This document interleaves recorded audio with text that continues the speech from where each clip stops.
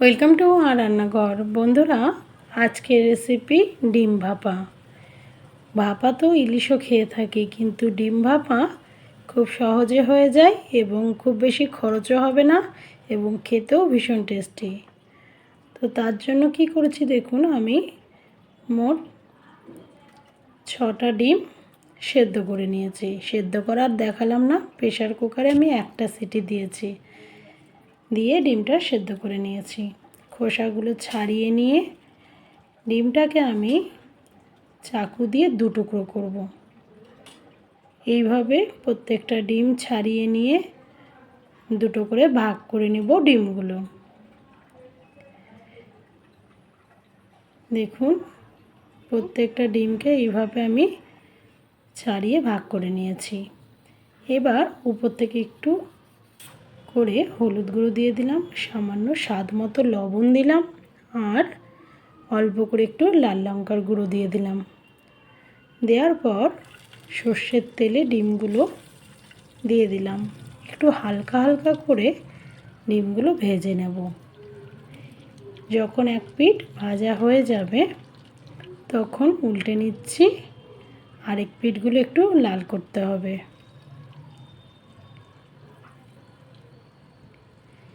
এই সময় ওভেনটা একটু আস্তে রাখবেন, না হলে ডিমগুলো ফাটবে, ক্ষতি হয়ে যেতে পারে। দেখুন, এক পিঠ লাল হয়ে গেছে, আরেক পিঠ উল্টে নিলাম। ডিমগুলো প্রায় ভাজা হয়ে গেছে, এবার ডিমগুলো সব তুলে নিচ্ছি।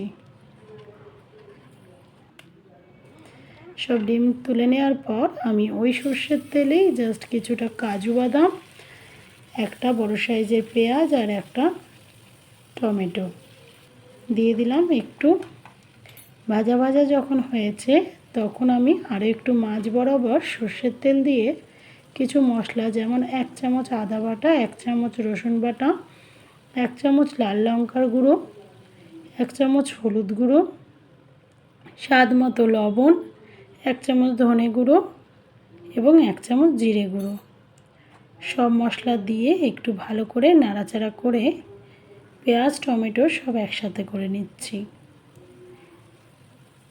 সব মশলাটা এইভাবে কিছুক্ষণ রান্না করে নেব।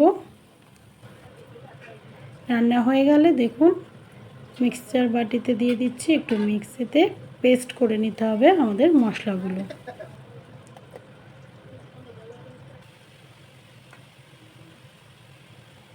হয়ে গেছে। এবার একটা এই যে বাটি নিয়েছি, সেই বাটিতে একটু ধোয়া জল দিয়েছি, একটু স্বাদ মতো লবণ আর একটু চিনি দিয়ে দিয়েছি।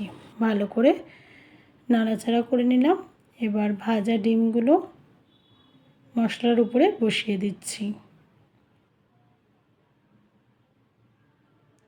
চিনি একটু দেবেন, চিনি দিলে খেতে ভালো লাগছে, বেশ মিষ্টি মিষ্টি খেতে বেশ ভালো হয়। ডিম দেওয়ার পর একটা করে কাঁচা লঙ্কা চিড়ে আমি দিয়ে দিয়েছি, আর উপর থেকে একটু ধনেপাতা দিয়েছি, এটা অপশনাল, না দিলেও হবে। এবার ঢাকনাটা লাগিয়ে একটা বড় কড়াইয়ে কিছুটা জল দিয়েছি। জলটা এমন পরিমাণ দেবেন যাতে টিফিন কৌটোর একটু নিচ বরাবর তাপটা লাগে। তারপরে যে কোনো একটা স্ট্যান্ড বসিয়ে আমি কৌটোটা বসিয়ে দিয়েছি। আপনাদের বাড়িতে যে স্ট্যান্ড থাকবে একটা স্ট্যান্ড দিয়ে দেবেন, তাহলেই হবে। মিনিট 15 আমি ভাপিয়ে নিয়েছি। মিনিট 15 পর আপনাদের ঠান্ডা করার পর আমি ঢাকনা খুলে দেখাচ্ছি, কারণ গরম কৌটো খোলা যাচ্ছিল না। দেখুন, হয়ে গেছে রেডি ডিম ভাপা। সকালবেলায় গরম ভাতে বেগুন ভাজা আর ডিম ভাপা দিয়ে খেয়ে শাহানা স্কুল চলে গেল। আজকের রেসিপি এই ডিম ভাপা। আপনারাও এই রান্না বাড়িতে করে দেখতে পারেন, খেতেও খুব ভালো হয়েছে এবং খুব তাড়াতাড়ি হয়ে যাচ্ছে, আর মাঝে মাঝে একটু অন্যরকম খেতে ভালোও লাগে। ডিমের ঝোল তো আমরা সবসময় খেয়ে থাকি। প্লিজ অন্যদের